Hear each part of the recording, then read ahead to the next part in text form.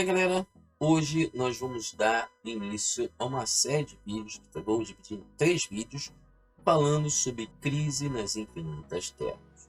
O primeiro vídeo, que vai ser hoje, eu vou falar o que levou a crise a acontecer. Por que a DC Comics, que é a dona proprietária dos títulos de super-heróis, decidiu fazer essa crise nas infinitas terras. O segundo vídeo, eu vou contar a história da crise nas infinitas terras. E o terceiro vídeo, as consequências da crise nas infinitas terras. Então, gente, vem comigo então acompanhar essa história da crise nas infinitas terras. Hoje, falando os motivos que levaram à existência desse crossover gigantesco, um dos mais importantes de todos os tempos. Tá bom, gente? Mas antes de começar o vídeo, vou pedir algo muito importante para vocês, que vocês se inscrevam aqui no canal clicando no botão inscrever-se. Também vou pedir que ative o sininho de notificações, é muito importante, sem ele vocês não recebem a notificação. E curta os vídeos dando like, tudo isso ajuda muito o canal. Mas também vou pedir outra coisa, hoje eu estou disponibilizando no canal 3 links, um para o Apoia-se, um link para uma conta bancária e um link do PayPal. Essas 3 opções são para vocês poderem ajudar o canal financeiramente com doações. Vocês podem doar o que vocês quiserem. E essa doação que vocês vierem a fazer vai reverter tudo para o canal. Para brindes, prêmios e tudo a coisa que eu puder trazer aqui para enriquecer mais o canal. Então eu conto com a ajuda de vocês, tá bom, gente? E aí, galera, Crise nas Infinitas Terras foi um crossover gigantesco que a editora de quadrinhos norte-americanas DC Comics resolveu fazer em 1985. A crise ela envolvia todas as publicações da editora e começou em 85 e foi até 86. Foram 12 meses de crise nas Infinitas Terras, envolvendo, como eu falei, todas as publicações da editora. Todas as publicações. Na realidade, pode ser considerado o primeiro grande crossover que foi lançado em todos os tempos por uma editora de quadrinhos americana. Claro que nos Estados Unidos não existe só a DC Comics, existe a Marvel também, a Marvel Comics, que também é uma outra grande editora. São as duas maiores editoras americanas, a DC Comics e a Marvel Comics. Mas bem, gente, vamos lá entender os motivos que levaram a DC Comics fazer lançar a Crise nas Infinitas Terras. Para isso a gente precisa entender o universo de quadrinhos norte-americano.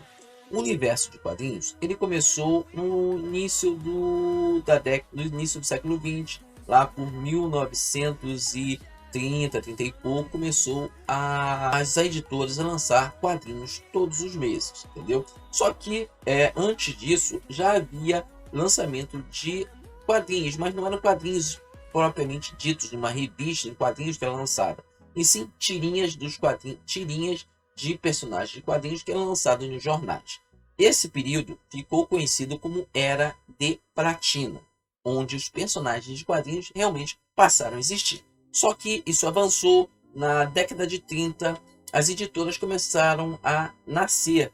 A DC Comics não era bem DC Comics, a Marvel Comics, elas tinham outros nomes, e outras editoras começaram a lançar seus personagens. A DC Comics lançou o Batman, lançou o Superman, Mulher Maravilha, Flash, Lanterna Verde, foram esses personagens que foram lançados, e esse foi conhecido como a Era de Ouro dos quadrinhos. A Marvel lançou deles, Capitão América, Thor, Homem de Ferro, lançou os seus personagens ali inicialmente, ela lançou.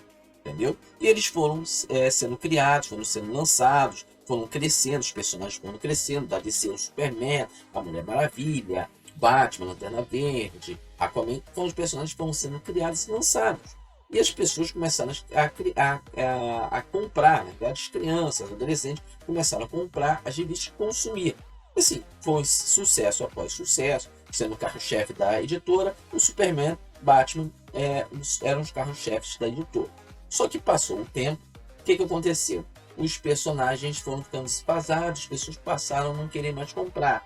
O que aconteceu? A editora, não só a DC Comics, mas a Marvel Comics também, resolveram dar uma atualização. Então, os personagens que antes existiam daquela forma foram atualizados surgiu a segunda era dos quadrinhos, a terceira era dos quadrinhos, que é a era de prata dos quadrinhos.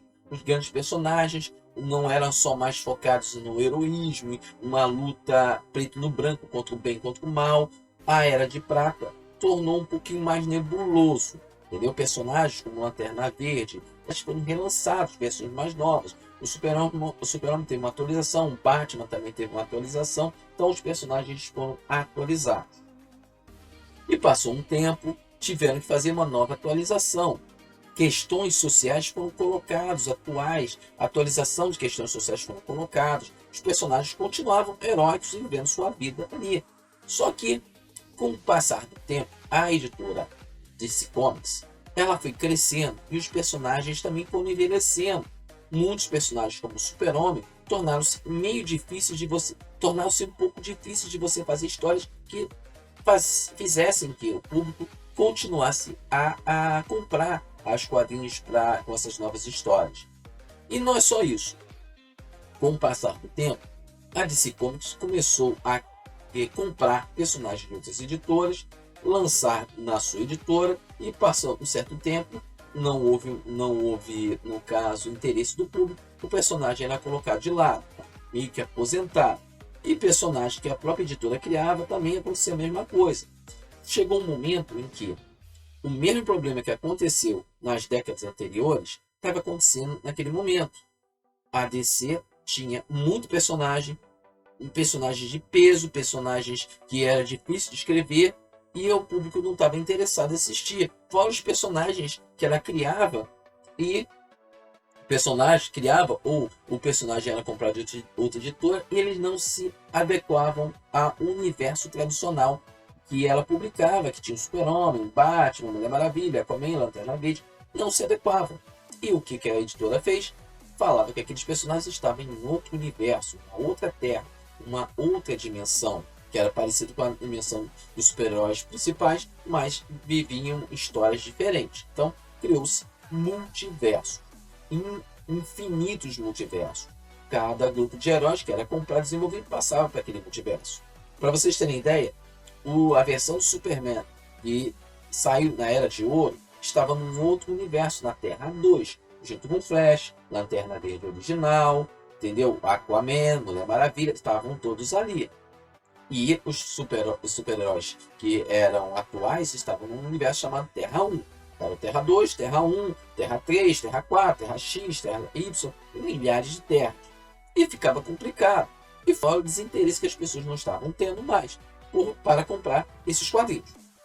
O que a editora resolveu fazer? Ela resolveu rearrumar a casa. Para rearrumar a casa, começou a fazer reuniões para ver uma forma de arrumar a casa.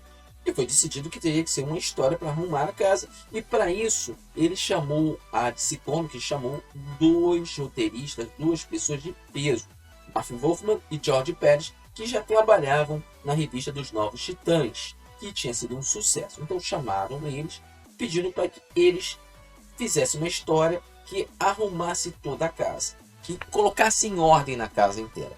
Então eles começaram a trabalhar na história que pudesse colocar a arrumação no universo da DC Comics. Acabar com essas múltiplas terras, esses infinitos universos. Então eles começaram a escrever. Em 1985, eles apresentaram Crise nas Infinitas Terras. E durou até 1986. Foram 12 edições que, como eu falei, fizeram muito sucesso e arrumaram a casa.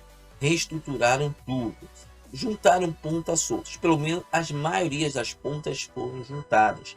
Permitindo que, a partir daquele momento, no final de 86, eles começassem a fazer novas publicações de seus principais títulos e novos títulos com a numeração zerada.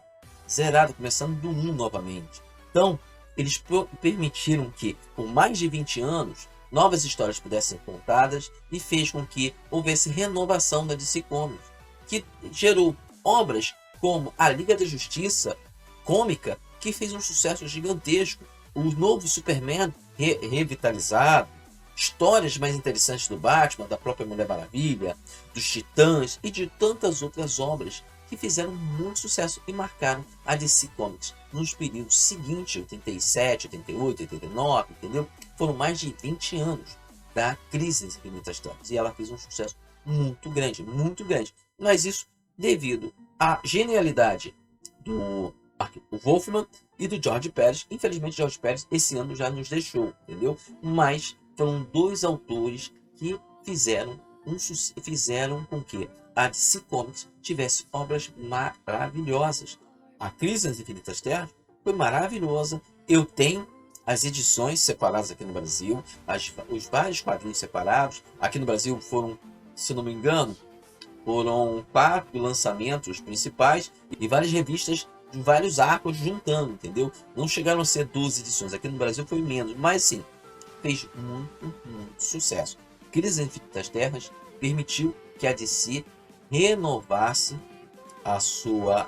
o seu universo, criando histórias muito mais dinâmicas, reduzindo poderes do Superman, mas não fazendo ele deixar de ser menos Superman, mas sim que pudessem ser escritas histórias muito mais interessantes. Então, gente, Crise nas Infinitas Terras permitiu que o universo dos quadrinhos da DC Comics pudessem ser revitalizados. Então, Crise nas Infinitas Terras foi algo importantíssimo, entendeu?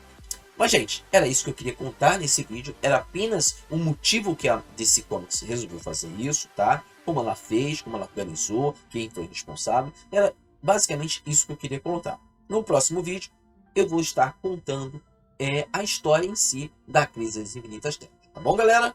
Galera, o vídeo de hoje é o vídeo do Espaço Nerd. Hoje ainda vamos ter mais um vídeo, que é o vídeo do Radar de Bordo, às 20 horas. Eu conto com vocês lá. Então, vou ficar por aqui. Até mais tarde. Tchau!